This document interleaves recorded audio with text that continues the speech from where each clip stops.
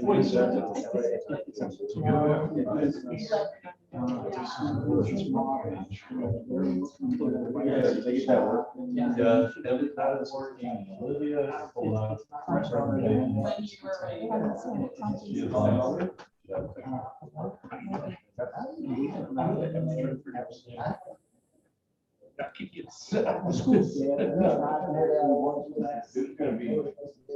Northwest quadrant.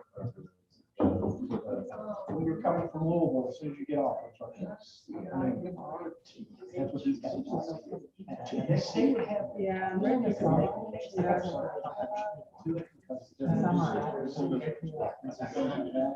Yeah. You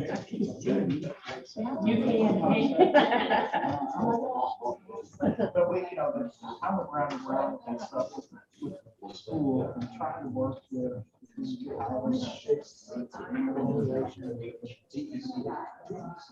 They never got much. That was, we got this service on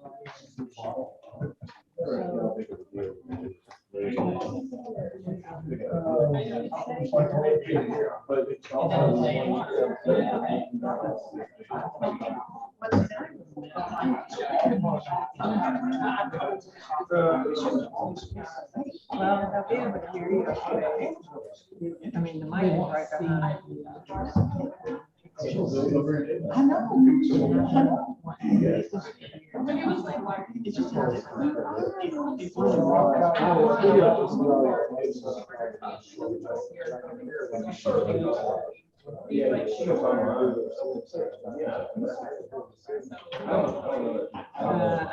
It was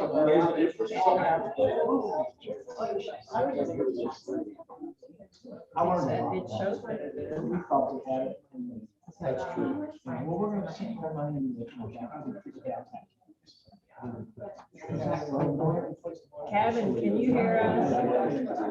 I can hear you, yes. You can? Okay, thank you.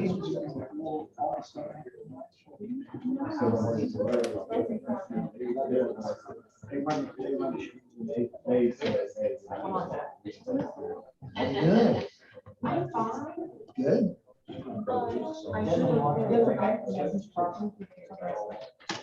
It's kind of like the 45 stuff. You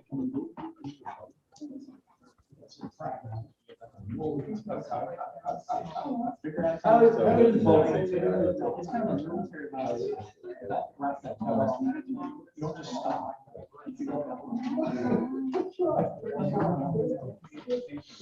And that's kind of what we play into their family.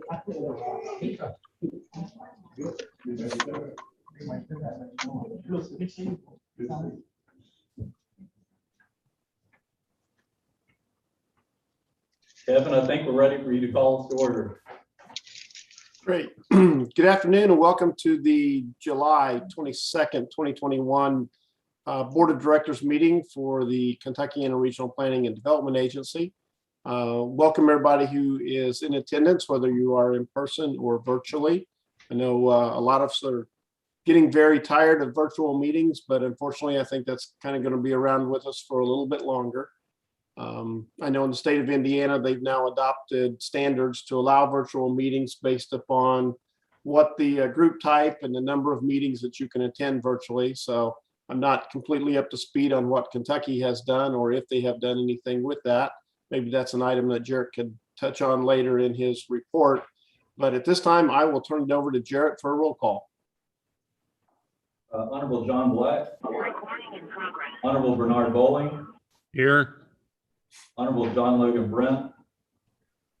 Honorable Sean Crothers. Here. Honorable Byron Chapman. Here. Honorable Beverly Chester Burton. Honorable Jack Kaufman. Here. Mr. Matt Munay for the Honorable Bill Dira. Here. Matt. Sorry, here. Mr. Brian Dixon. Mr. Kevin Beatty. Here. Honorable David Eaton. Mr. Jeff O'Brien for the Honorable Greg Fisher. Here. Honorable Jeff Gahan. Mr. Keith Griffey, Here. Honorable Treva Hodges, Honorable Dan Ison, Here.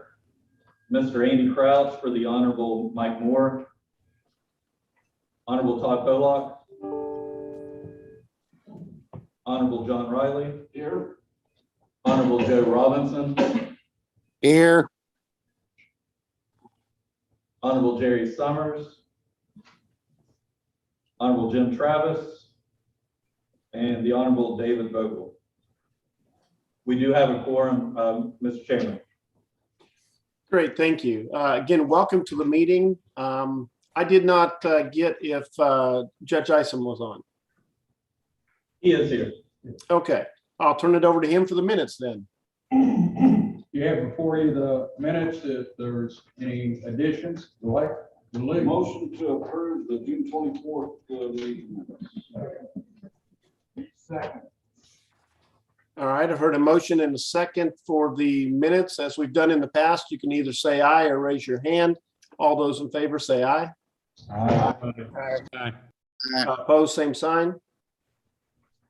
Minutes are approved. Thank you, Dan.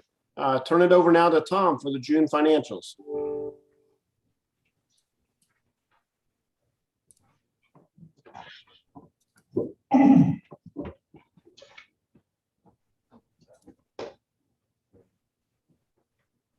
Thank you. We're getting ready to put up the financial report here on the screen here. And those of you that are remote, in your package yesterday, it's agenda item number 5, starting on page 18. And the first page, as always, is the summary of elements grouped by division. And we talked almost every month there for a while that we knew we were going to have money left over at the end of the year, and that's what happened. We also had mentioned that a lot of this money will be able to carry over. We worked very hard to make sure that those funds that lapsed have been utilized. An example is in our social services division. We worked with Dale to allow us to use some of our home care funds we had difficulty spending to pay for some meals that would have ordinarily been paid out of federal money. And we can carry over that federal money, so we have more money, 22 to provide meals than we would under our situation. So, but as you can see, each division is I don't think it's working. I'm just gonna filter. all right. But each division has money left over. We're not expecting any problems. The remainder of the report, the second part is the balance sheet. It shows we're in a sound financial position at the end of the year. We've got the agency-wide line item, revenues, expenditures. Although some of the line items will show overspending, the board had authorized us because during the year we got money added for meals that wasn't originally anticipated. And the board had approved us to go ahead and use our existing providers. So some of the line items might show that we spent more on a given provider than we would have otherwise. This enabled us to use those funds. Is in accordance with what was worked out in agreement with Dale on those things. So, but again, we don't have any problems. We still have some expenses that are coming in. We got the things came in after this report came in yesterday. I'm not expecting any problem from anything that hasn't been submitted yet. I'll be glad to answer any questions. Thank you, Tom. Any questions? I have, in all your columns, Tom, at year-end balances, I have no idea what all the columns amount to, the year-end balances, but is that money already in KIPDA's bank accounts, and does that money roll over to next year and whatever the year-end balance is, that reserve, or I'll call it cash at the end of the year, does that roll over in the next year to be spent again? Some programs, but not all programs. The federal programs, particularly in social services, those federal funds will carry over. that state funds cannot carry over. That's why we try to utilize those state funds as best we can. And we, as far as those money already being paid, almost all of our programs are cost reimbursed. So if we haven't spent it, we haven't got the money. So how much money do you guesstimate that will stay with KIPDA that's actually unspent that will be carried over? Do you have an idea on how much we're talking about? We've got it somewhere, but I haven't. It's quite a bit of money. We've been hundreds of thousands of dollars in meals.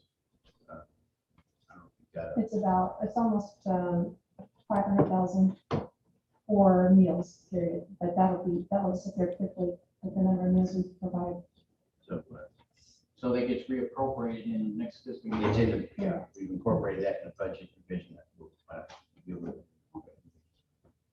Any other questions?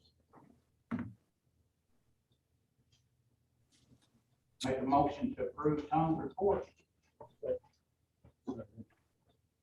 Thank you. All right. Hearing a motion in a second, any further discussion? All those in favor say aye or raise your hand. Aye. Opposed, same sign. The financials are approved. Moving on to item number 6 on the agenda, report, Tony Wilder.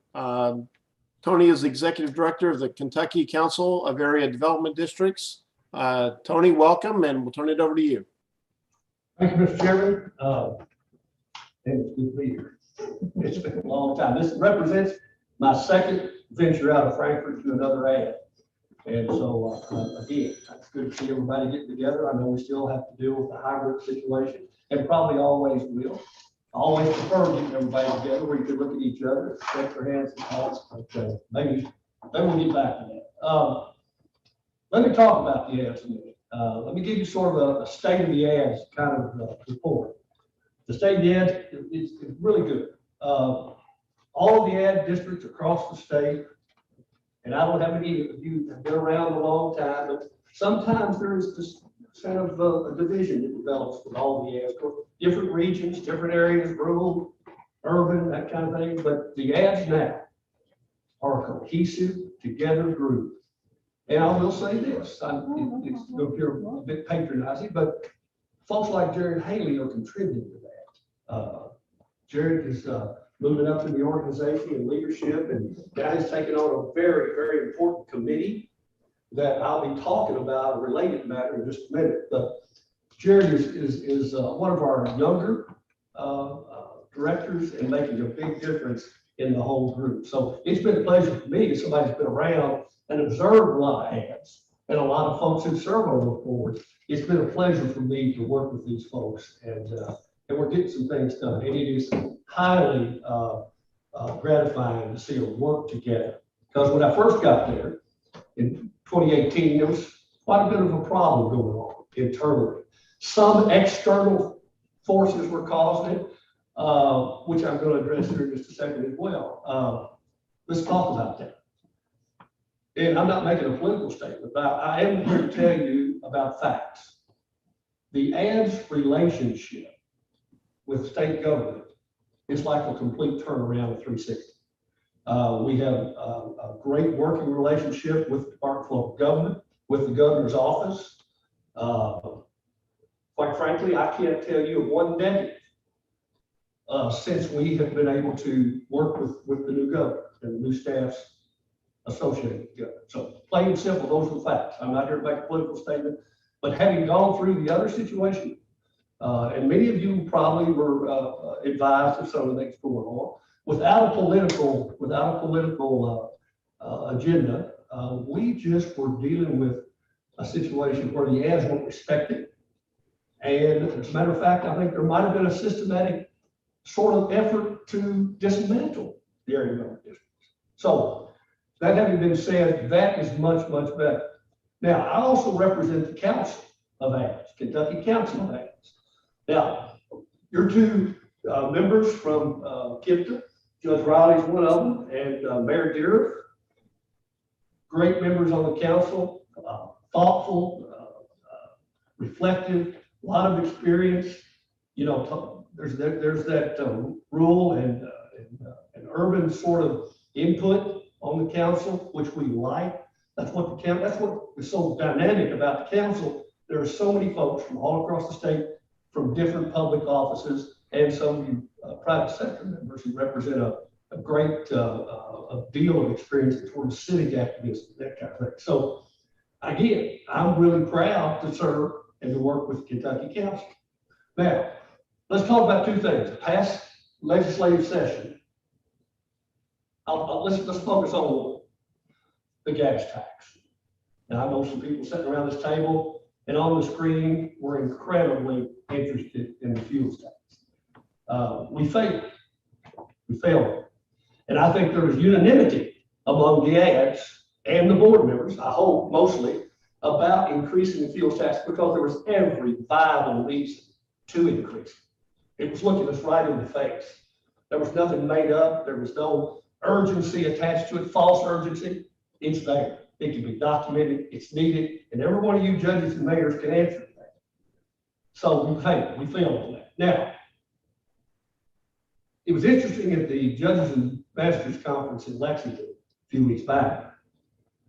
Suzanne Miles, the representative from down in Owensboro, actually kind of publicly said, although the House didn't really vote on it, she kind of said the problem was in the city. I thought that was pretty revealing. So for this next session, if it's going to happen, and I don't even know if it's got that much of a chance this time because it's election year. Election year is coming up for those legislators, and this would have been the year to get it done. So again, if you're still inclined, and many of you in public office, particularly judges and mayors, if you're still inclined, we're going to have to fight again, and we're going to have to work again. I know it gets old. This was particularly frustrating this time because the timing was right, the information was there, there were lots of people coming together in coalitions who really, really lobbying, and you couldn't bring it across the line. Disappointing, very disappointing. Now, I won't take a lot of time, but there's one other thing I want to talk to you about. Now, Judge Riley knows a lot about this. He was right in the ground floor of this thing. The ad directors, the CAD, their association, and the council started an initiative, launched an initiative about close to 2 years ago. And from your aging staff, they're going to go on about this too.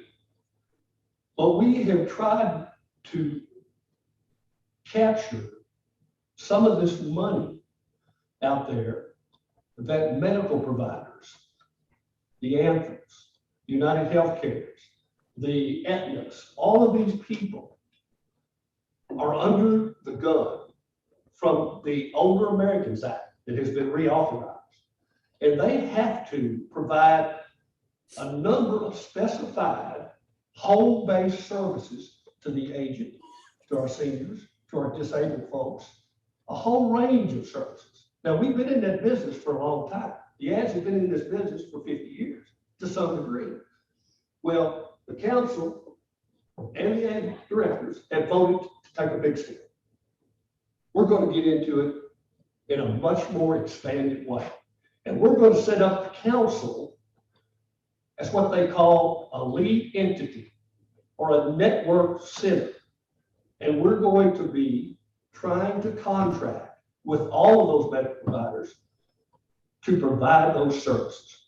You know, and one problem that existed before where we couldn't get a large network together is each ad, they can't contract with Medicaid because there is an established conflict of interest. But if the council does, the Kentucky Council of Area Development Districts, we can be the contractor and we can subcontract to the ads and provide those services. Now, there's two things, particularly for you local officials. Not only can we raise some revenue for the ads and the council, but you're going to be able to deliver to your constituents a broader, more expanded scope of home-based services from the ad, from the people who know the community, from people like you. Now, when I was judge, some of you in this room know that I was judge executive for 16 years in Boyle County. And I gotta confess, it was a long time before I really developed an interest, or at least a focus on my senior care. It was roads, it was water, it was bridges, all that kind of thing. But I soon found out that the real tangible thing that you can do, tangible roads and bridges, yes, but I mean that social service thing, that connection where your office is absolutely making a difference in somebody's life, those senior centers and all of those programs these folks here get to do. So we're going to expand that. We're going to make KIPDA a network lead entity. We're going to have to get a lot of IT stuff because HIPAA requires, obviously, a great secure system. And we're going to try to get all our staffs, those folks who want to participate in this across the state, to establish a 15-ad network of providing these services. So they need it. We can do it. We've been doing it a long time. Now, we're kind of moving slow because it's been difficult to get with these medical providers. We have one contract, and it's on the Medicaid side. And it's with an entity called PCHP, who has a contract with state government to handle their Medicaid business. So we're working with them. Now, we're establishing a good working relationship, and we're demonstrating we can do it. Now we're going to get bigger. That's the intent. We want to get bigger and capture, because there's all kinds of run-of-the-mill outfits out here wanting to do this. But we have the advantage because we have an established core group of people that have been delivering services to your seniors for a long time. And we have the advantage. And now if we get this network all across the state, it's going to be hopefully very advantageous for us in both ways that I enumerated. Raise a little money and serve people better in a wider scope of service. So those are two things I wanted to talk about. Anything else, Jared, that I need to? I think those are the most pressing currently. Okay. Well, and again, thank you all for your service. I know what that means, and I know what you have to do to sacrifice to do that. So, and you citizen members, I really have great admiration for you all too. And as I go across the state, I will say this. I have been so impressed with the staffs of our ads everywhere. And those folks that have stuck with you and they do these jobs and they don't get premium pay. Show them some appreciation. And I know you judges and mayors who deal with personnel issues and have a core group of people that try to do the best they can, and you appreciate that. Same here. Respect them and appreciate what they do, because I truly have witnessed a lot of wonderful, wonderful work by the ad staff and not a lot of thank you from outside. So I'm glad to be here. Thank you all. Any questions for Mr. Wilder? All right, hearing none. Thank you for being present. Thank you for giving that presentation. Moving on then on the agenda, item number 7 is ratification of fiscal year 22 roadway centerline contract. Adam. Thank you, Mr. Chairman and members of the board. Today I'm going to be asking the board for ratification of fiscal year 2022 roadway centerline maintenance program agreement between the Kentucky Transportation Cabinet and KIPDA. The contract amount is for $21,800 to update Bullitt, Henry, Old, Shelby, Spencer, and Trimble counties. KIPDA and the other area development districts have been working on this project with KYPC for 20 plus years. The project's intent is to maintain the statewide positionally accurate GIS roadway database. For this agreement, KIPDA will update any changes or additions to road center lines in our region. This may include new roadways as subdivisions are being built, changes to ownerships as counties or cities take over maintenance. Previously private roads, name changes, realignments of roads, or any other changes that may occur. This new information is collected using GPS equipment and GIS software and is verified with documentation from fiscal court and city councils. In addition, KIPDA has been asked to finish the system-wide reviews for each county. Last year, we did Henry, Shelby, and Trumbull counties. And this year is expected that we finish Bowling, Oldham, and Spencer counties in this contract. The system-wide review is basically a project that verifies and documents the roadway ownership and mileage for all the cities and counties. Aaron Jones will be the lead from the GIS section on this project. They'll be working with the county judges, mayors, road supervisors, and or their designees to complete this project as they have in the past several years. So thank you for your current support and previous support of this project. And today I'm just asking for the ratification of the fiscal year 2022 Roadway Centerline Maintenance Program Agreement between KYTC and KIPDA, the amount of $21,800. Action is requested. Yeah. Thank you, Adam, for the presentation. We have a motion and a second. Any further discussion? All those in favor say aye or raise your hand. Aye. All opposed, same sign. That item is approved. Moving on to item number 8, summary of outlook of transportation funding. Nick Vale. Nick. Yes, thank you, Chairman. Good to meet you guys. It's my first presentation here, but I'm going to talk a little bit about transportation funding at the federal level, and then at the end kind of dovetail into how that impacts us as a region, as an NPO, and beyond that. A lot of you probably know in Washington right now, there's a huge effort to get one bipartisan appropriations bill passed at the federal level, a multi-year appropriations bill, as well as a federal transportation authorization bill. Before I kind of get into where we stand now, just I'm sure you guys know better than I do. The reauthorization bill for transportation programs would fund, federal highways programs, federal transit programs, many others under those umbrellas. It authorizes the programs and recommends how much funding each would get or receive. The Appropriations Act is the actual bill that actually says, here's how much the Surface Transportation Block Grant Program is getting. So there's kind of two pieces to this pie. I'm mostly talking about the Federal Transportation Authorization Bill.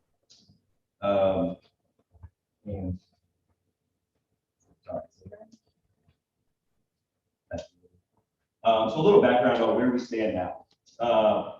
The Fixing America's Surface Transportation Act is the current federal transportation authorization bill that was passed back in 2015 by President Obama. It covered federal fiscal years 2016 through 2020.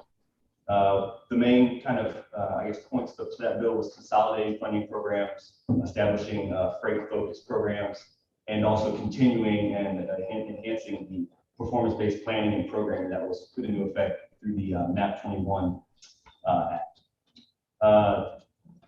As I've mentioned, it ended in 2020. Last year, basically Congress decided to extend the bill another year by doing a continuing resolution. So they're currently working on the next bill and what that might look like.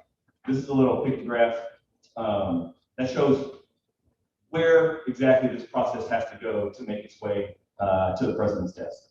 On the left-hand side, you've got all of these Senate committees. Probably the most important one is obviously finance.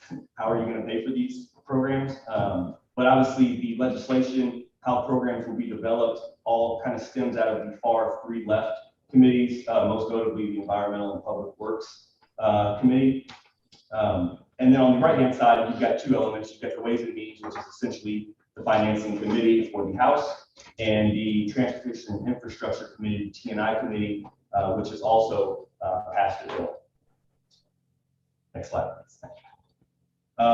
So here's kind of where we are. I mean, there was updates as recently as last night. There was some activity going on in the Senate, and I'll kind of get to that if I can. Where we are so far in the House, back in June, the T&I Committee passed the Invest in America Act. So that's their version of the authorization bill for transportation programs. And then in July, the full House passed the Invest in America Act. On the Senate side, back in May, the EPW committee passed what they call the Surface Transportation Reauthorization Act. Maybe I think I had the acronym wrong there. It should be STRA of 2021. Not much has happened in terms of that legislation yet. There's not there's some text, but it's not full text in terms of being presented to the House or being presented to the full Senate. That is kind of what's going on right now. There was a reading of the Invest Act, the House's version, earlier this month. Next slide, please. So here's kind of what the two different acts kind of look like. Obviously, there's a whole lot more detail than the 5 bullet points that I have up here on each side. On the House side of things, the Invest Act, it proposes to increase funding over the next 5 years by 54%, focused on reducing carbon pollution, greening infrastructure, things of that nature, targeting investments to areas of persistent poverty and disadvantaged areas, member designed, I think that should be designated programs or projects. These are probably what most would term, earmark. This is being proposed is bringing back this earmark kind of went away, I think through the MAP 21 Act. So there's a proposal to bring that back. And I know Congressman Yarmouth and Guthrie have both been, instrumental in including projects from Kentucky in that list of member designated projects. And then lastly, increasing investment in Amtrak in terms of maybe even a proposal for a Louisville to Chicago line. On the Senate side, they're proposing a 34% increase. They're also focused on the kind of resilient infrastructure, carbon reduction programs, not to the extent that the House is, but they are pursuing that as well as increased revenues or programs that can provide grant opportunities. They're talking about streamlining the environmental review, possible early utility relocation for large projects, and then 2 new programs, Healthy Streets and Complete Streets programs are brand new and I think would be more discretionary than formula in terms of how the funding works. Neither one of these bills proposes to eliminate the programs for which KIPDA and the MPO receive what we call dedicated funding programs. So those would be the, actually the next slide over here. These are the programs that we receive MPO dedicated funding from. And then we as a staff and the Transportation Policy Committee obviously take the actions to actually award those funds. In Indiana, we receive funds from 4 programs: Congestion Mitigation and Air Quality, Highway Safety Improvement Program, Surface Transportation Block Grant Program, and the TA Transportation Alternatives Program. And in Kentucky, we only receive the latter 2, STVG and TA funds directly. The state awards the CMAQ and HSIP in Kentucky. So in that first column, no worries. In that first column, the FAST Act, that's what we're currently operating as. I just want to kind of give you guys a ballpark, how much money we receive. The Senate bill, the STRA 21, would increase funding by 34%, while the Invest Act would increase by 54%. Now, I do want to have a note there.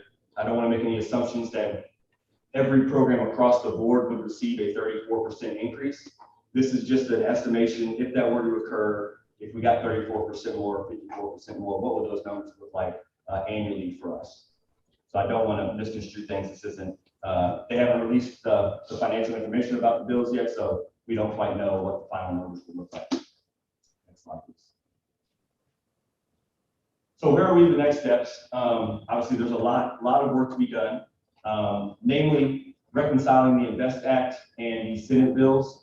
That is going on right now. Last night, there was, I believe, a proposed call by Senator Schumer to vote on the bill. However, I think Republicans were cautious because they haven't seen the full text of the bill. So there's kind of there's a lot of negotiation going on there. I know as late as last night, Senator Romney said there may be 10 Republican senators who are willing to agree to some bipartisan transportation authorization bill. It's a lot of work to be done there, so it's really a TBD. Once they agree on what the language is, what the programs will be, and the recommended funding amounts, that's when they go to the financing committees and get into the agreement on the total cost. This all plays a part in the larger appropriations bill, and really how you're going to pay for it.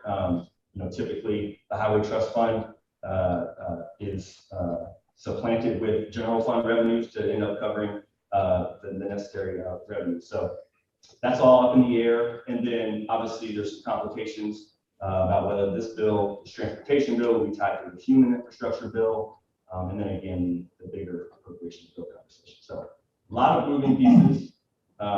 Senator Schumer wants to pass a bill prior to the August recess. That's right around the corner. But it does seem like a lot of progress is being made. So I would say that's kind of where things stand in terms of the reauthorization bill at this time. My last slide is just kind of a heads up.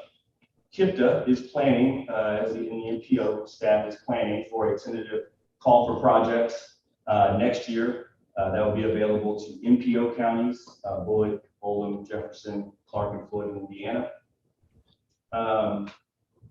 We're still kind of in the planning stages here. Obviously, we don't want to announce anything until there's a reauthorization bill that's been passed and we know more about the certainty of all these programs moving forward. But we think there would be about $14 million available in our Indiana counties beginning in fiscal year 26, and we're up to at least $62 million in Kentucky beginning in fiscal year 2025. Again, lots more details to come, but definitely start the planning. I've got a tentative schedule here. We've talked about this with our planning partners, our stakeholders, and transportation sponsors, but we haven't formally announced this. It's kind of the first time we've thrown it out there, but we talked about having a call next year, and I think the plan still stands. That we're looking at maybe an April to May timeframe to submit applications. We need a working group to form from the TTCC, our technical committee, to then evaluate projects and then recommend something to our two committees with hopefully TPC approval in July. So that's kind of the macro look, what's going on at the federal level, and then what we have upcoming for the MPO region. Take any questions or comments. There's no action on this item. Thank you, Nick. Any questions?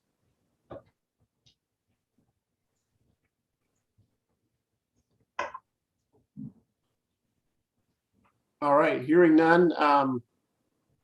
Moving on. Nick, you don't need approval of anything, do you? No, Chair. Thank you. All right, moving on, number 9, Every Commute Counts program. Stacy Burton. Stacy. Hi, thank you very much. If I'm speaking loudly, I've been told to project to the microphone in the back of the room. So just to give you all an update of what our program has been up to. Some of you may realize, obviously, that things have been a little bit different. So I'm going to start summer 2019, we rebranded, and not 9 months later, the pandemic hit. We went from 65 active vehicles to 11. We slowly crept those back up. In November of 2020, we were back at 23, but December hit, we were back at 14. I am very pleased to report that today we have 31 active vehicles back on the road. We have 3 more confirmed for August 2nd. So that'll bring us up to 34, and we are remaining in constant contact with those van pools that are still in suspension to get some idea of when they're ready to come back on the road. Basically, we want to be ready when they're ready. So in addition to that, there's been a lot of other activities, some good, some bad. Bad part, pretty brief, but pretty major. We unfortunately had to lay off 1 staff person and move 1 person from full-time to part-time in addition to, or due to the reduction. But there was a lot of good that also came out. One of those things was the CARES Act funding. We are seen as a form of public transportation, and we applied and successfully were awarded $700,000 worth of CARES Act funding.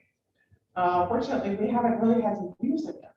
We've used under $2,000. Mayor Black, you're just pleased to be here. But we used under $2,000, and we used it mostly for reimbursing cleaning and disinfecting supplies for our van pools, as well as vaccine site transportation. So yes, we did do some of that with our van pools and our staff. That was a cross-agency, big KIPDA collaborative effort. Worked with Jessica, Jarrett, Amanda, the Cabinet for Health and Family Services, specifically to provide vaccine site transportation for those folks who were unable to get it otherwise. It wasn't a huge group of folks, but we were able to do it for those who needed it. So we were happy to be a part of that. In addition, we were able to assist the MPO transportation planning staff. They had originally planned to hire some interns, but we had a little extra time on our hands. And so we were able to get some of our staff helping with projects, analyses, so on and so forth for the Metropolitan Transportation Plan project. So that worked out well. And then we also assisted Kelly with her great attic cleaning project. Work in progress. Yes, we hadn't been up there for a long time, and we had staff who were able to go up, and we had things up there from the 1990s, if not maybe a little bit before, but we were able to go through that, evaluate stuff in accordance with our record retention policy, get rid of a lot of stuff, and so, yeah, hopefully that will come to an end soon, but yeah. In addition, in order to save costs, we did place half of our fleet into suspension in terms of our insurance. We had to move all of our vans to TARP. They were being targeted out in the field for catalytic converter theft. I think we had a total of 8 catalytic converters stolen. Yeah, so yeah, and I think 3 of them were right from our lot right across the street. So we took care of that. We did end up having to drive the vans every month, so that's kind of a fun ongoing process in order to make sure that they still start. But we also have done some community-wide challenges with registrants, so we obviously help people find all kinds of different ways to work. We just do, instead of just doing van pool, we do carpool, transit, bike, walk, compressed work week, telework. And we saw a large uptick of the number of people teleworking and reporting those commutes. And obviously that's great for our air quality. Not so great for economic development, but good for air quality. And we also participated, we have a membership in the Association for Commuter Transportation, which is a national organization of agencies like ours. And we've always been an active member, but we really kind of stepped it up because we wanted to see what was going on with other agencies like ours across the country to make sure we weren't the only ones, and unfortunately we were far from the only ones. The only people that I know that picked up van pools and didn't lose 2/3 of their fleet, the van pool service that provides van pools to Tesla. Tesla grew their program during the pandemic because of the demand for Teslas, but everybody else was in a very similar situation that we were. And we helped produce a report, which was basically supporting commuters returning to work sites during COVID-19. That was released in 2020, and that's available as a resource. I believe it went out maybe in one of the KIPDA newsletters, but to anybody who's interested. And then we just continue to be the underdog. That's kind of how I see us. We pursue relationships with area employers. If any of you all have employers or chambers of commerce or other groups that you would like for us to meet with, we'd be more than happy to do so. We continue to work with all kinds of employers. We are kind of focusing specifically right now on those who do employ essential workers, but obviously willing to meet with anybody. And also working with TARP. For those of you who did have express service, it is no longer in your particular area. We're trying to figure out how we can work with TARP to kind of replace the express service that was there with comparable van pool service. So that's it in a nutshell. There was a lot of other stuff that happened, but I'm happy to take any questions. No action is requested. Thank you, Stacy. Any questions? How come express service was actually canceled to Oldham County? And because of the pandemic, I can't remember. Judge may know, but would there ever be, is there just not enough ridership now to even bring it back? Is that what we're saying? It was on the cutting table before the pandemic due to the cost of providing express service. Providing a transit route, last I heard, was about $60,000 to pull a bus out of the garage. And TARP has just been underfunded, stretched too thin. They tried to do too much for too long, and it's caught up with them. And they had to make some very difficult decisions. Now, they have said they would like to bring those express routes back as soon as they can. But obviously now isn't the time. they don't have enough people kind of going into the downtown area from the outer counties. That's why it was thought that van pool service might be the better, more economical service. We can operate a van pool for a whole lot cheaper than any of us. I see that you've, if I heard you right, about half of the vans you're not using. Have any idea what you're gonna do in the short, long term? That many? I am keeping my fingers crossed.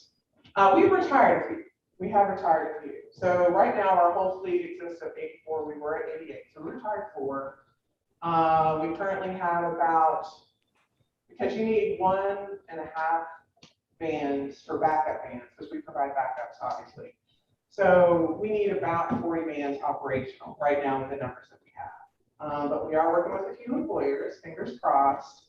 And strangely, there's been an uptick in the interest of people wanting to start a van pool. We just started a new van pool last Monday. Brand new, that goes from New Albany to Fort Knox. So that was the second one that we actually started during the pandemic. And I just got another phone call this morning. So there's hope that by the end of this fiscal year, by the end of fiscal year 2022, Give us a view. exactly. So that's the plan for right now. Anybody else? All right. Thank you all for your time.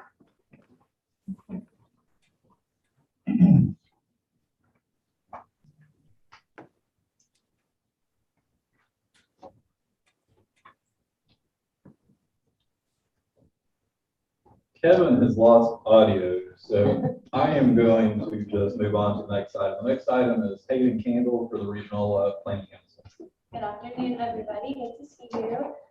So, KIPDA's quarterly regional planning council meeting was held via Zoom at 11 a.m. on July 13th. The guest speaker was Tom Fitzgerald, the director of the Kentucky Resources Council. KRC is a nonprofit environmental advocacy organization that provides legal, strategic, policy, and policy assistance to individuals and organizations concerning environmental quality, energy, and utility issues. In response to the increasing interest in the development of solar energy resources in Kentucky, the KRC has developed a model solar ordinance that assists localities in adopting provisions to regulate the siting of solar energy facilities in their communities. And Mr. Fitzgerald discussed the model ordinance and best practices with the council. The next RPC meeting will be held October 12th at 11 a.m. via Zoom, and action is requested to approve its report. Motion to approve. Thank you. Thank you, Hayden. You're up again for the Regional Water Management Council. Yes, so the KIPDA Regional Water Management Council also met via Zoom on Tuesday, July 13th at 1:30.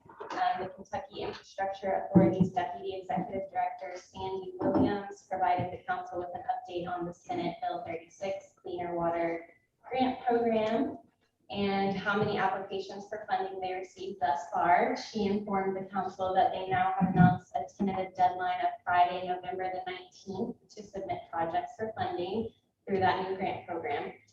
The council approved 16 new water and wastewater projects for our KIPDA region. There were 11 water projects and 5 wastewater projects, and every county in our region had a new project except for Spencer. The council discussed the importance of creating detailed and thorough project profiles for projects applying for the Senate Bill 36 funding and for projects that will be applying for the state revolving funds loan this fall. KIPDA GIS specialist Zach Herzog gave a mapping update presentation and reiterated the pertinent mapping information that we need in order to create a sufficient map for the project profiles in the WRIS portals. The council also heard from KIPDA Community Development Planner Olivia Rancine about the 2021 KIPDA Hazard Mitigation Plan and opportunities for funding through FEMA's Building Resilient Infrastructure in Communities, or BRIC funding, and the Hazard Mitigation Grant Program. She described what kind of water and wastewater projects may be eligible for FEMA funding, and also requested that water and wastewater systems complete KIPDA's Energy Resilience Survey so that KIPDA can include that information in the updated plan. The next meeting of the KIPDA Regional Water Management Council will be held in person here in the Burke Room on Tuesday, October 12th at 1:30. And also in your board packets, agenda item number 11 on page 26, there's a spreadsheet of all the projects identified in our region for Senate Bill 36, the Cleaner Water Program, and we have provided this for your reference. And that concludes the report, and action is requested. Thank you, Hayden. Any questions? All right, need a motion second to approve the report, please. Move. Have a motion. Kevin, just to speak real quickly, we attended on Tuesday of the governor's press conference announcing the first of these Senate Bill 36 in Shelby County, the first of these projects that has been awarded. I think that speaks tremendously to our region, our elected officials, and Justin Carter for organizing this and getting it submitted. We're definitely a leg up ahead of everybody else in the state. It was a really nice event on Tuesday, and I just want to congratulate Judge Eisen for that. All right, we had a motion and a second. Need a vote on this. All those in favor say aye or raise their hand. Aye. Opposed, same sign. All right, that item carries. Item number 12, professional services contracts for CDBG CV. Hi, my name is Jen Graham, those that don't know me. We are requesting approval for KIPDA to enter into professional services contracts for the CDBG-CV Utility Assistance Grant Administration with the following cities and counties: Bullitt, Henry, Oldham, Spencer, Shelby, Ripple, Crestwood, LaGrange, Shelbyville, Taylorsville, Mount Washington, and Shepherdsville. Each contract will be for $10,000 with the exception of the contract with the city of Taylorsville, which is $7,500 due to the decreased grant amount. And just as an update on these grants, there will be one grant agreement meeting led by Travis Weber from DLG for all entities on July 29th at 3 p.m. via Zoom. Everyone should have received the calendar invite for the Zoom meeting from Danielle, so if you didn't, contact her. And each entity must have a representative. All right, thank you very much. Any questions? All right, need a motion and second on this item. Second. Have a motion and second. All those in favor say aye or raise your hand. Aye. Opposed, same sign. That item is approved. Moving on, item number 13, procurement for marketing services for Resilient Kentuckiana. So the subdivision is looking to start procurement for targeted marketing and advertising services for our website, Resilient Kentuckiana. And as a refresher, Resilient Kentuckiana is a website that we created to house resources for businesses, local governments, and community members to find help for issues like housing assistance, food assistance, financial opportunities, and any information on current legislation for local governments. These services would assist with marketing the resources available on the Resilient Kentuckiana website and develop a targeted advertising approach to increase completion of online surveys that will inform our pandemic recovery plan. Due to time constraint and the board not meeting in August, approval is requested for the executive committee to review and approve procurement for professional and advertising services not to exceed a combined total cost of $50,000. And this is the EDA funding that we were awarded, the special funding that came through the pandemic, and this has been approved cost through EDA. It has been approved.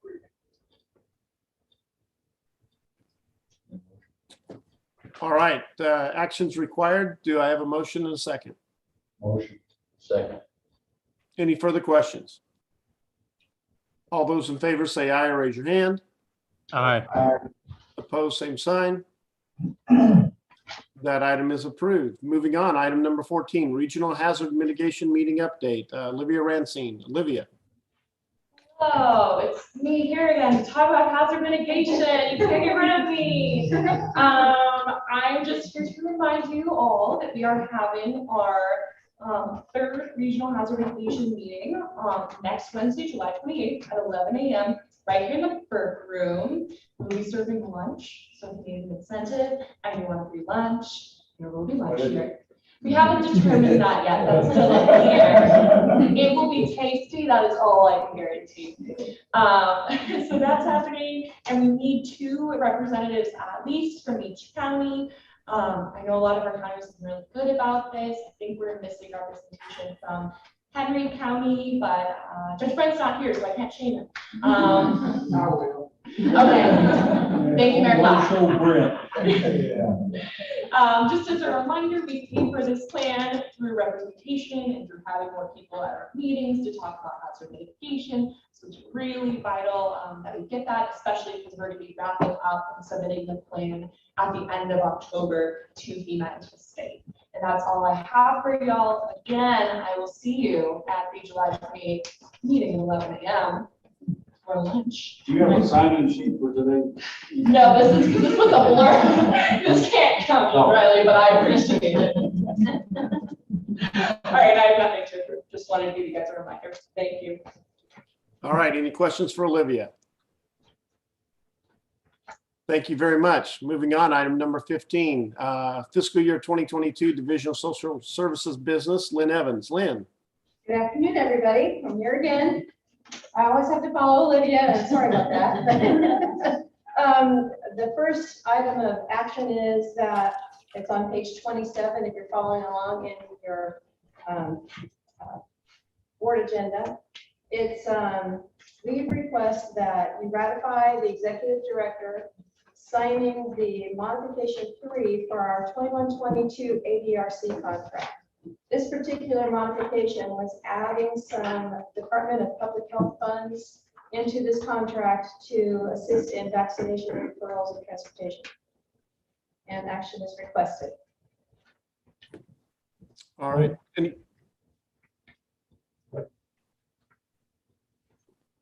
Any questions for Lynn? I believe I heard a motion being made. You did. All right. How about a second? Second. All right. All those in favor say aye or raise your hand. Opposed, same Aye. sign. All The right. next item is beginning on page 28 through 30. I'm sorry about the small print, but we have 34 subcontractors that we need approval for their contracts for the fiscal year of 2022. And the whole list is on those 3 pages. We finally got our allocations from Dale on July 1st. And so we've been doing our best to try to negotiate these contracts and come up with an effective year. So I'm requesting action for this presentation as well. Can you explain each one of these, or would you prefer a motion to approve? If you want to be here a while, I could explain every one of Motion to them. approve. Thank you. All right. We have a motion. Do I have a second? Second. Wait, you need extensions here? She's trying to. If we could get the extension. Yes, please. Thank you. How about we do a vote and then I will ask for abstentions and you can name the group that you need to abstain for. So motion and second, all those in favor say aye. Aye. Aye. Opposed, same sign. Do I have any abstentions? Spencer County on anything related to multi-purpose. Same with Shelby County. Tri-County on anything related to all of them.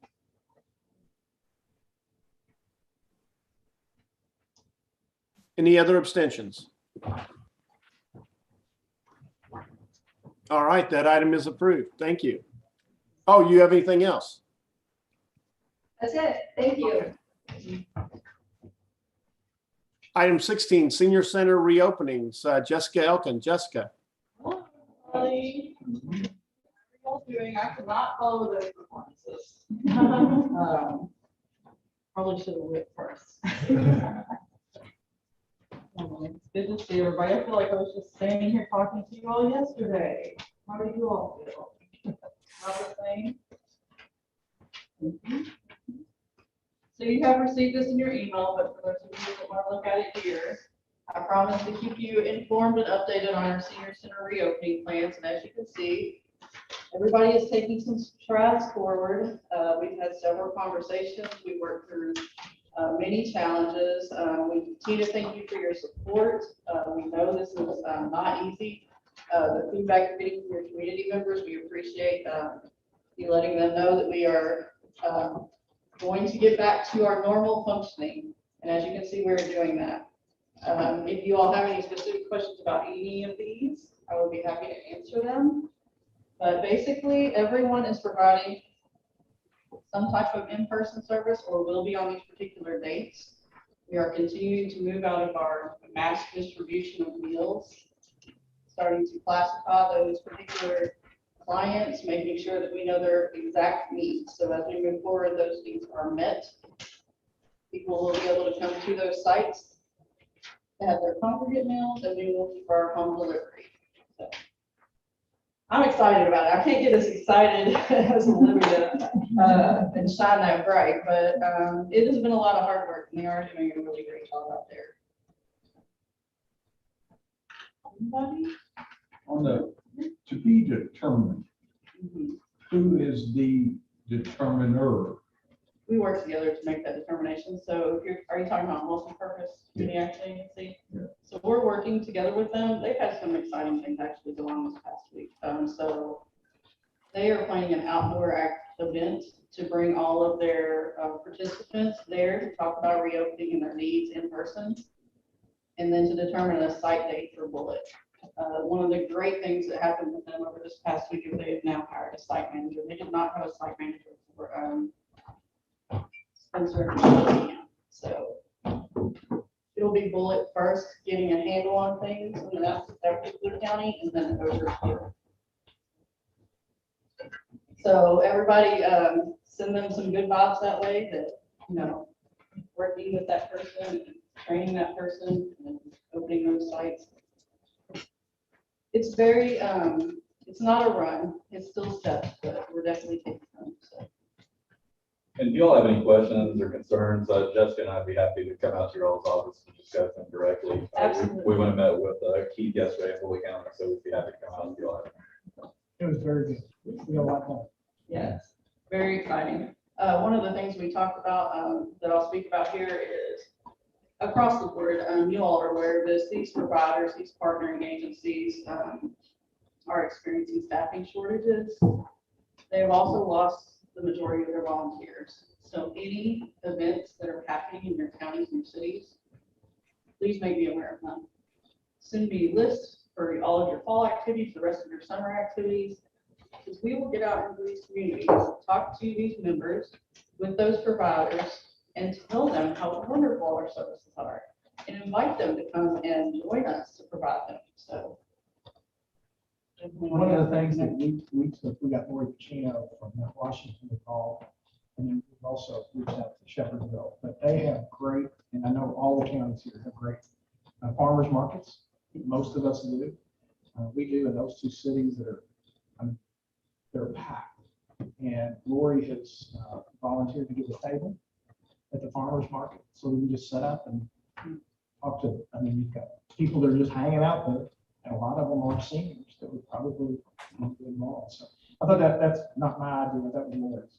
yes, So it was amazing. Yes, yes. So anything like that, anything that you all have going on, please keep us informed of those events.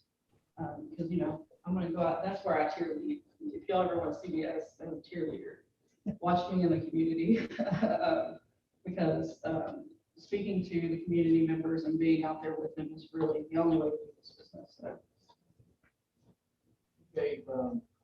We gave a lot of nonprofits a lot of our first round of CARES Act money away. We gave Truck County $7,500 just use for whatever they needed.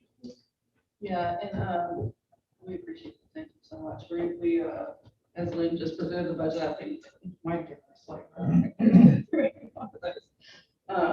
we are going to continue to do that as well. We have some ARPA funding that they haven't answered all the questions on how exactly we can use that. Of course, we've used our traditional funding to support them the best way we can in moving forward.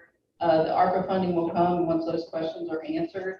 your support to them as well is very much appreciated. I do want to just make the point that to think about, even though they are not 5 days a week back on site at some of those centers, services are still being provided. They are still providing services remotely, virtually, through the mail, over the phone, those types of things. So they are working very hard every day. Thank you. All right, any other questions for Jessica? Thank you very much. Thank you, sir. Moving on to item 17, the agency credit card. We have an update from Tom.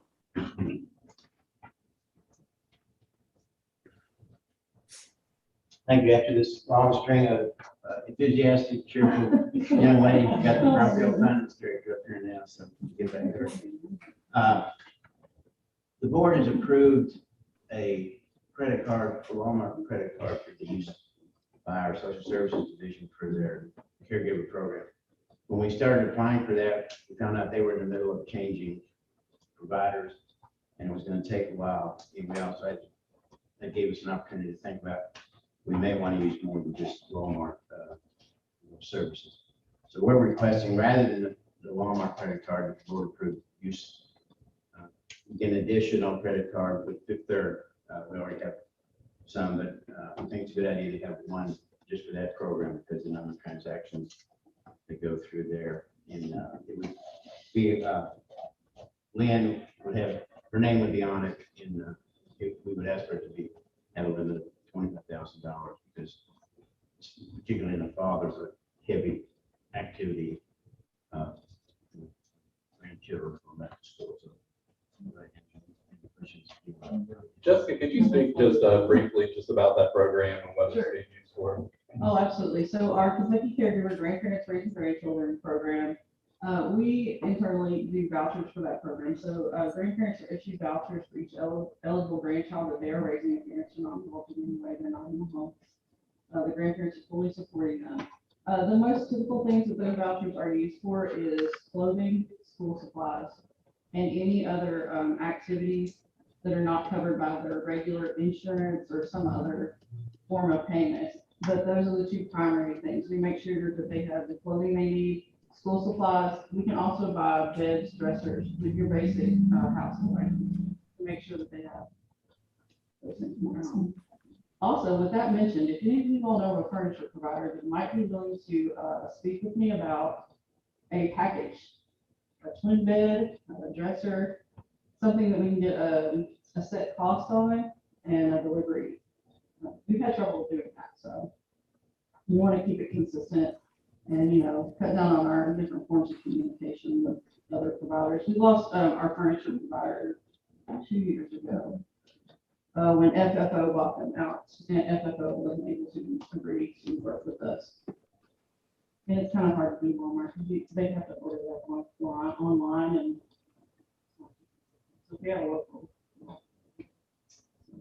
Yeah.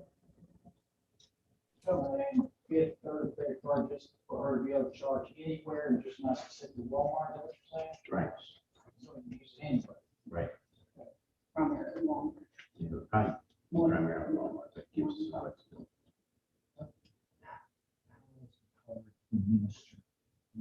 Is it, do you have a specific person deciding on it? Or is it a card actually issued to an entity? It's a KIPDA credit card, but Lynn's name would be on it. Okay. But That's person listed on the card.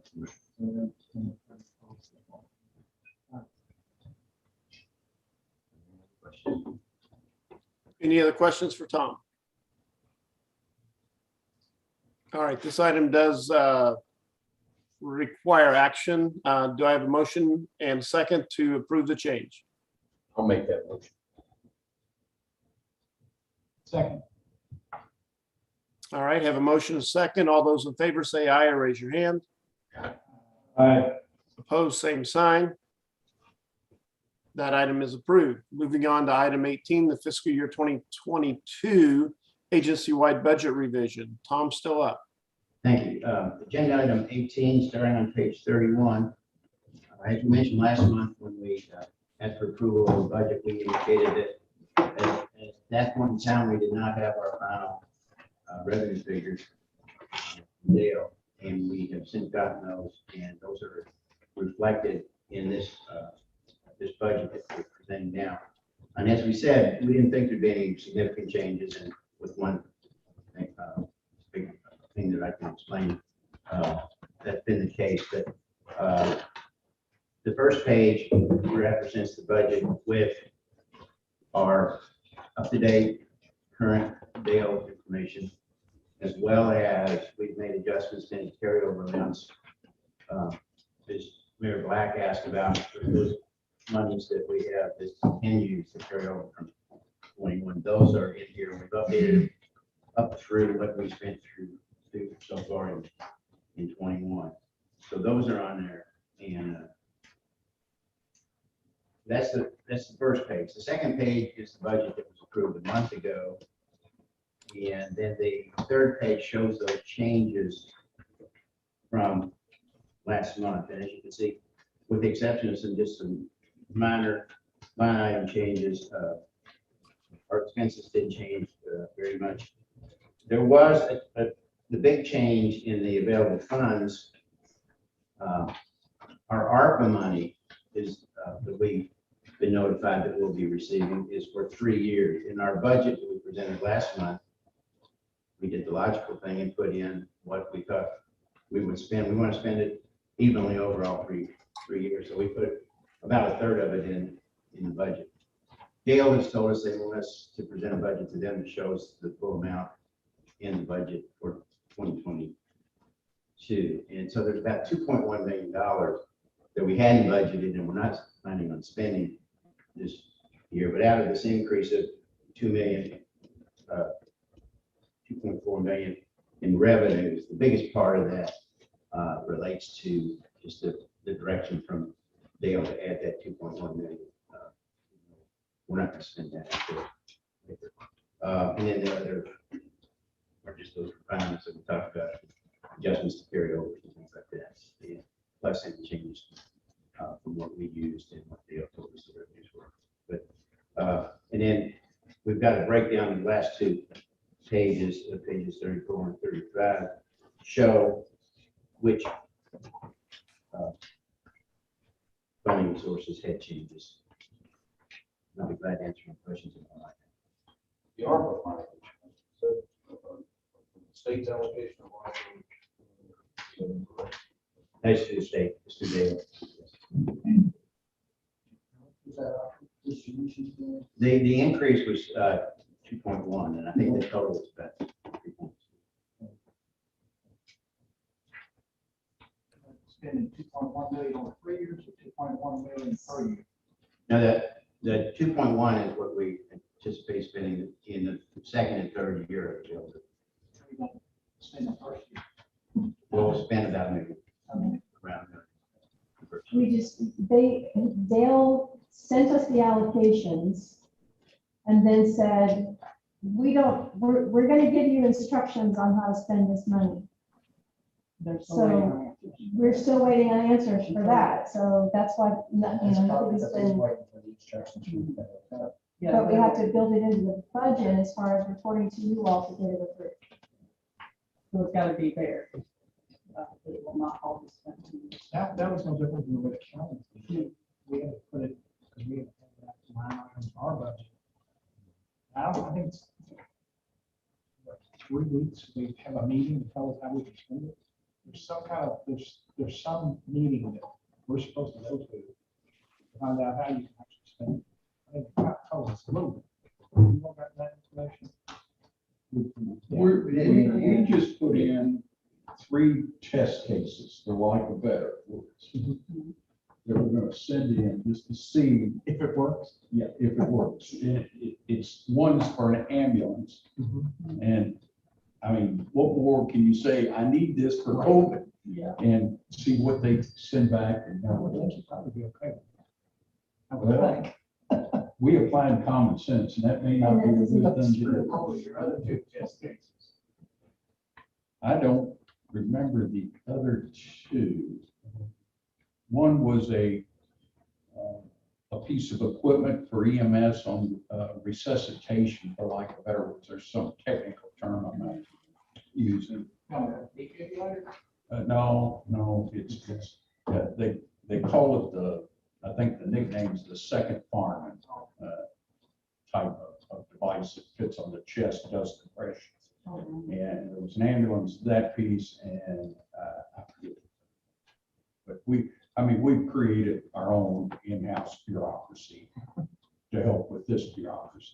But none of us have gotten the money actually put in our bank accounts yet, have we? I have, Yeah. 50% of mine is We in the have bank. gotten it. That's about it. I don't think cities have No, gotten yeah, it. The cities are going through DOG, the counties, we have. DOT sitting on our money. You've got a middle. That's a whole. Yeah, the cities have, there's another level of county. Okay, you already get yours? Oh, we'll find out. Oh, wait, hold on. John, they're sending yours by train. Did you miss that train? I listen too. I guess cities haven't got one. Judge Ison, when you say you submitted these test cases, and Well, we got them through we've created a committee. okay, And you come in, you make your presentation, you do your paperwork, it goes before the committee. The committee approves or disapproves and takes it to court. Court will vote on it. Once it's voted by court, then it will be forwarded to the Treasury Department.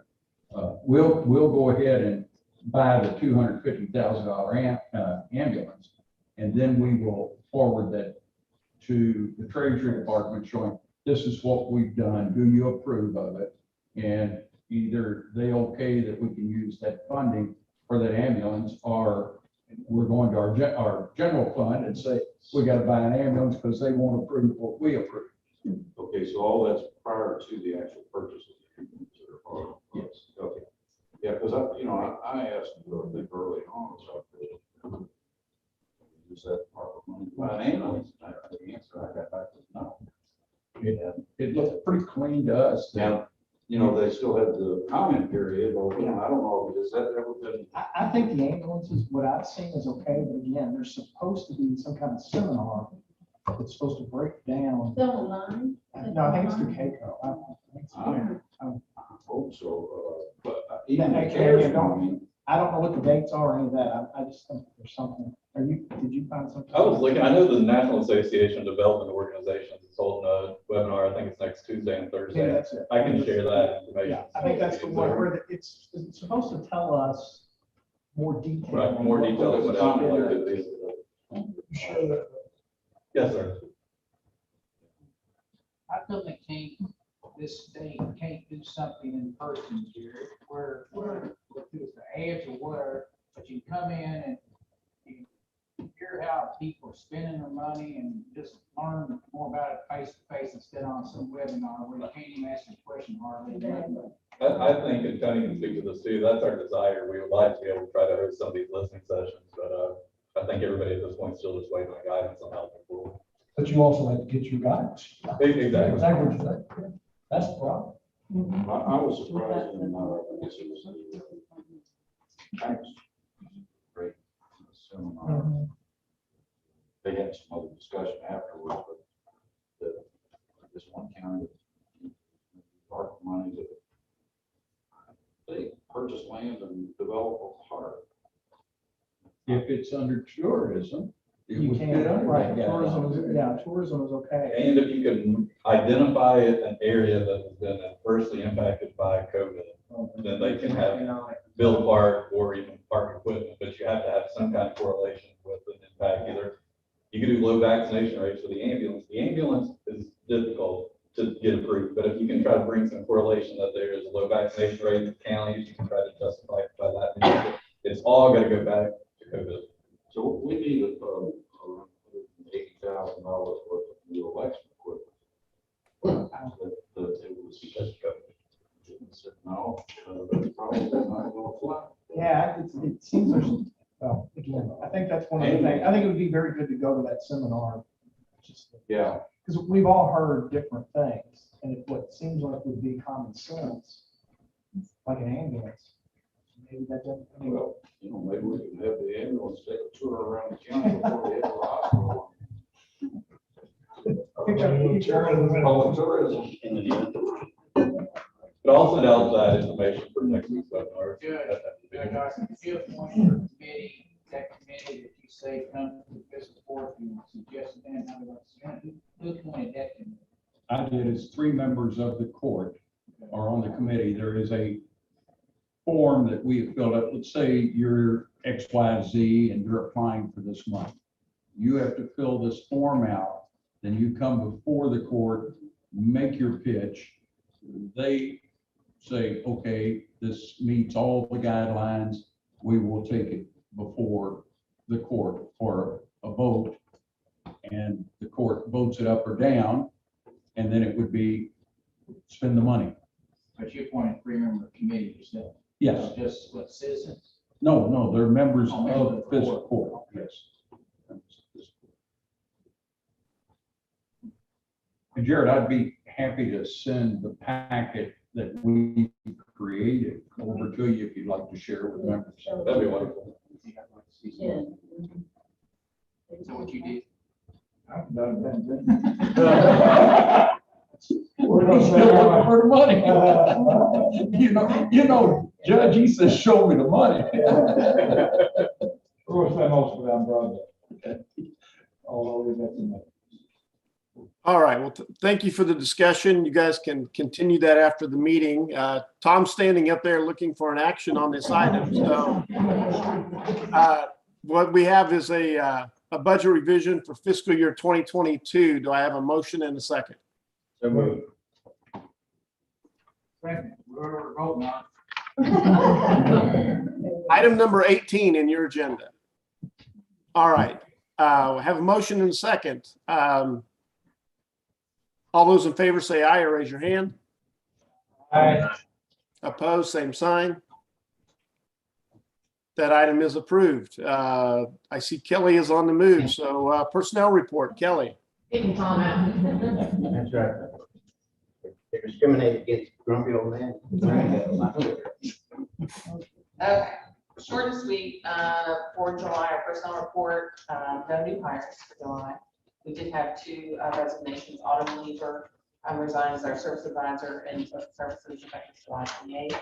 Amanda Spencer, I believe she's on the screen. If you want to huggle her, I feel that it's worthy. She is resigned and her last day will be July 30th. Oh. Yeah. In the interim, Andy Rush is here, will be the interim director of transportation. And if you need Amanda's cell number, her home number, her private email address, just ask, I'd be happy to hand that over. Her home address. even. What's Amanda going, what are you gonna do over at Frankfurt, Amanda? I'll be innovative finance manager focused on tolling.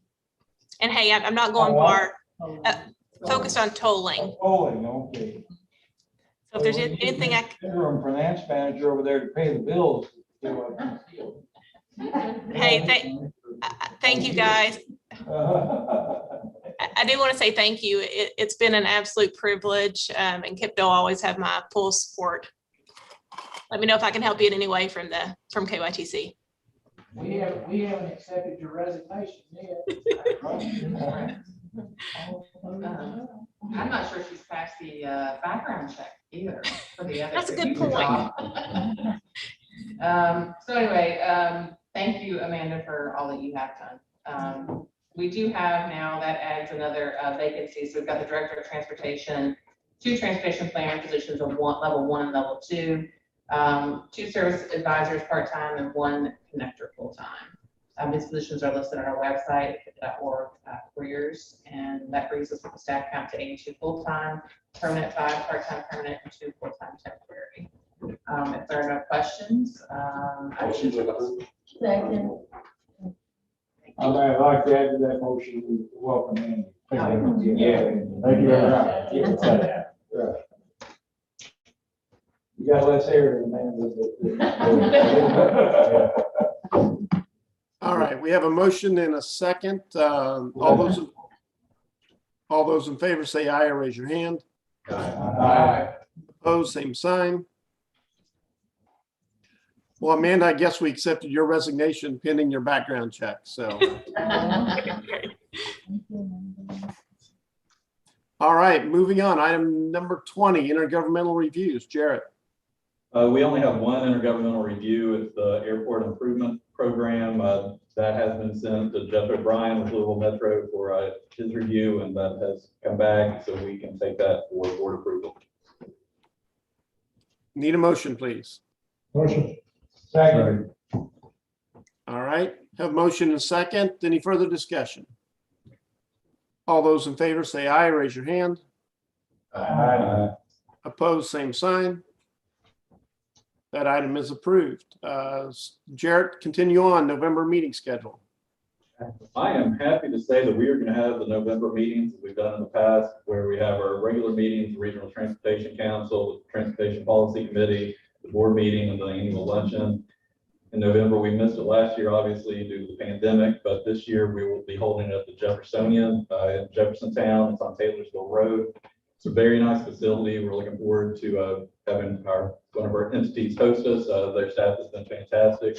We'll be sending out more information as we get closer, but we thought this was a good avenue. We have been hosting this at the Louisville Marriott East in recent years, but we thought it would be good to start taking this out in the communities, and hopefully we can come out into your all's communities in future years. But the meeting date will be November 23rd. The Transportation Policy Committee will meet that day at 9:30. The Regional Transportation Council will meet at 10. The board will meet at 11, and then the luncheon will immediately follow. And again, we'll be sending out more detailed information as the day gets closer, but just wanted you all to be aware. All right. Moving on, Executive Director's report. And the Executive Director's report. First, I want to welcome Congressman Yarmouth's District Director, Dana Mayton. Thank you for joining us today. Dana, do you have anything you'd like to address the report?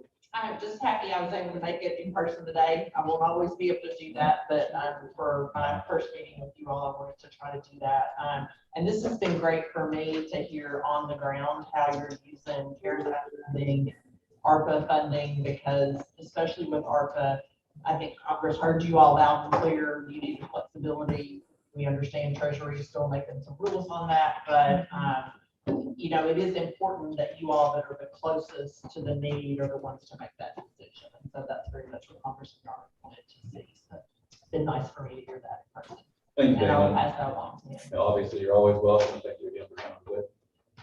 I want the record to reflect after the roll call, we had Judge Vogel, Mayor Chester Burton, Judge Polak, and Mayor Tanini join us. So I just wanted the record to reflect that they were in attendance.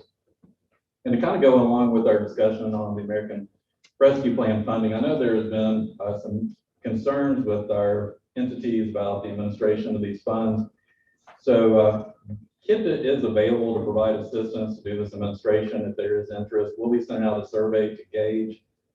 We would look at maybe about a 1% administration fee with the scope of work, including adherence to all draw requests required by the U.S. Treasury, submission of all quarterly and final reports as required by the Treasury, coordinating receipt, validation, and payment of all contracts associated with projects, including architectural, engineering, and construction, advising on any environmental requirements associated with the Treasury guidance, advising and providing guidance on any requirements associated with prevailing wages, and obviously communicating on a regular basis to address any questions. But just know that KIPDA is available to assist with the administration. I know some of the smaller communities that don't have staff, it's going to be a tremendous burden. So just know that we are here to provide that assistance.